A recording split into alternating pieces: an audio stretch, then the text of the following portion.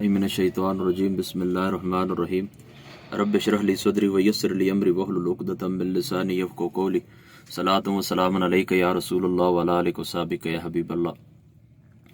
देखें, मेरे भी अल्लाह पाक के फजलो करम से तकरीबन 6-7 साल हो चुके हैं फतवा लिखते हुए। हाँ बिल्कुल, 2015 से अभी 22 जा रहा है ना, तो 7 साल हो चुके हैं। तो बाकी भी जो मुफ्तियान उज़्ज़ाम हैं उनके पास ज़ाहिर सी बात है कि मुस्तफ्ती आते हैं, फतवा पूछते हैं, सवाल पूछते हैं, तो उनको भी वो भी मेरी इस बात की तायीद करेंगे कि ये जो आजकल नौजवान लड़के या लड़कियां हैं ये इस तरह करते हैं। अगर किसी की मोहब्बत के अंदर, जिसको आजकल मोहब्बत कहा जाता है, जिसको आजकल इश्क कहा जाता है, हालांकि मेरे नज़दीक तो न ये मोहब्बत है न ये इश्क है। मोहब्बत की मीम से और इश्क के ऐन से ये आजकल हमारी जो नस्ल है ये वाकिफ़ ही नहीं है, इल्ला माशाअल्लाह। यानी कुछ लोग ऐसे हैं, मैं इस बात को तस्लीम करता हूँ कि वाकई ही उन्होंने मोहब्बत की खातिर किसी के साथ उनकी दिल लगी हुई है, आप उसको दिल लगी ही कह लें। तो फिर आपस में इनके जो कौल व करार होते हैं, जो वाद, जो ऐद और पैमान होते हैं, तो उस ऐद और पैमान को उन लोगों ने पूरा किया है, वादे को वफा किए। और उनके सामने मैं ये भी समझता हूँ कि ये जो हम तारीख के अंदर जिनका जिक्र पढ़ते हैं, मिसाल के तौर पर लैला मजनू का पढ़ते हैं, इसी तरीके से ससी का जिक्र है, इसी तरीके से बाकी वो स्वाइबा हैं उसका जिक्र हम पढ़ते हैं, और बाकी भी जितनी ये लोक दास्तानें हैं इर्द गिर्द हमारे इलाके के अंदर भी कुछ का ताल्लुक ज़माने कदीम से, पिछले ज़माने के अंदर ये जो इश्क की दास्तानें मशहूर हैं। तो इसी तरीके से तो मैं कहता हूँ कि मौजूदा दौर के अंदर भी ऐसे लोग मौजूद हैं कि जिनका इश्क उससे ज़्यादा मजबूत था। यानी लैला मजनू का जो इश्क है या इस किस्म के जो वाक़यात हैं बाकी तारीख के अंदर आप पढ़ते हैं, उनसे ज़्यादा मजबूत आशिक आज भी मौजूद है कि वाकई उन्होंने इश्क जिसको कहते हैं उसका हक अदा किए।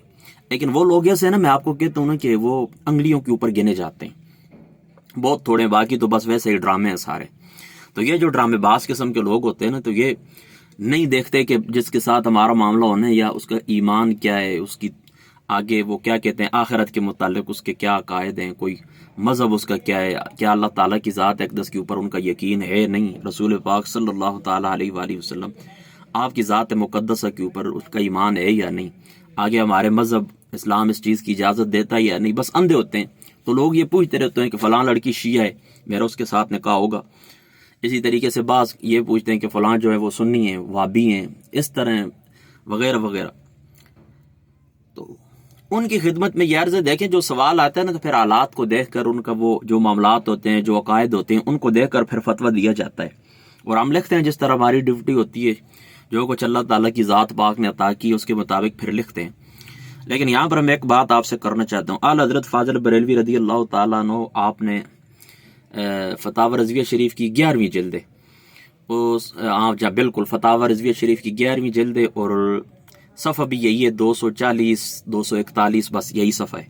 इसके ऊपर आप देख सकते हैं कि आपने फ़ुक़हा के हवाले से, यानी रद्दुल मुख्तार वगैरह जो उनके हवाले से आपने लिखा है कि हज़रत इमाम आज़म अबू हनीफ़ा रज़ी अल्लाह ताला अन्हु आपके मसलक का एक मुक़ल्लिद शख्स था, यानी हनफी था। तो कोई मुहद्दिस थे उस ज़माने के अंदर, शाफ़िउल मसलक, उनकी बेटी उनको पसंद आई, उस शख्स को, हनफी शख्स को वो बेटी पसंद आई। उसने इस तरह किया कि जाकर निकाह का पैगाम दिया। तो वो जो शाफ़िउल मसलक मुहद्दिस साहब थे, तो उन्होंने कहा कि मैं आपको अपनी बेटी देता हूँ, लेकिन आपने इस तरह करना है कि ये रफ़ा यदैन वगैरह जो है इसको तर्क करना है।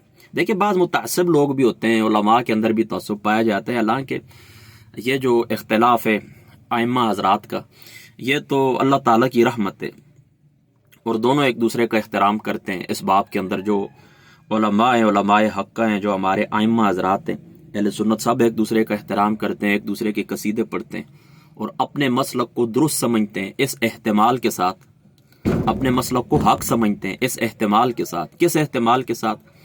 ख़ता के एहतमाल के साथ, कि हो सकता है इस बाब के अंदर हमें ख़ता हुई है, और दूसरे के मसलक को, यानी जो मुखालिफ होता है उसके मसलक को ख़ता समझते हैं, इस एहतमाल के साथ कि शायद हक वहाँ पर हो। ये नज़रिया है। ये जो आइम्मा का आपस में इख्तिलाफ है ना, हनफी, मालिकी, शाफ़ी, अम्बली, इनका ये आपस में इख्तिलाफ की ये नोयत है। अपना मसलक हक समझना ख़ता के एहतमाल के साथ, और दूसरा मसलक उसको ख़ता समझना हक के एहतमाल के साथ। बाकी एक दूसरे की कब्रों के ऊपर जाना, वहाँ पर फैज़ लेना, वहाँ पर बरक़ात की दुआ करना, उनके लिए रहमत की दुआ करना, उनको अपना आइम्मा और असातिज़ा समझना, ये दरमियान के अंदर जो रिश्ता है, چاروں مذاہب کا. لیکن بعض ہوتے ہیں نا تھوڑے وہ متعصب ٹائپ بھی ہوتے ہیں, تو اس محدث نے کہا کہ آپ اس طرح کریں کہ رفع یدین وغیرہ ترک کر دیں.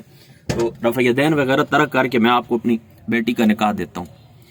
اس نے رفع یدین ترک کر دیا, بیٹی کا نکاح ہو گیا. اس زمانے کے اندر امام جوزجانی صاحب رحمۃ اللہ تعالی علیہ آپ سے فتویٰ پوچھا گیا کہ آپ بتائیں کہ کیا معاملہ ہے یہ.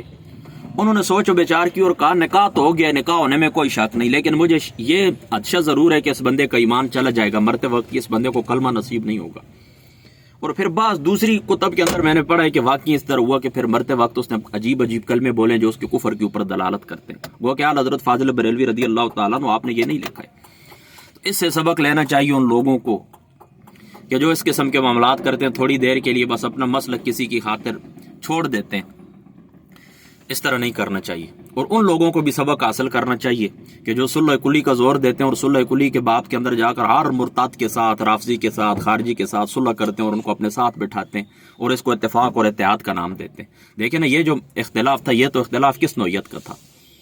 یہ تو وہ اختلاف تھا جو اختلاف رحمت ہے. اور ان فرقوں کے ساتھ تو ہمارے اختلاف جو ہے وہ اصولی اختلاف ہے.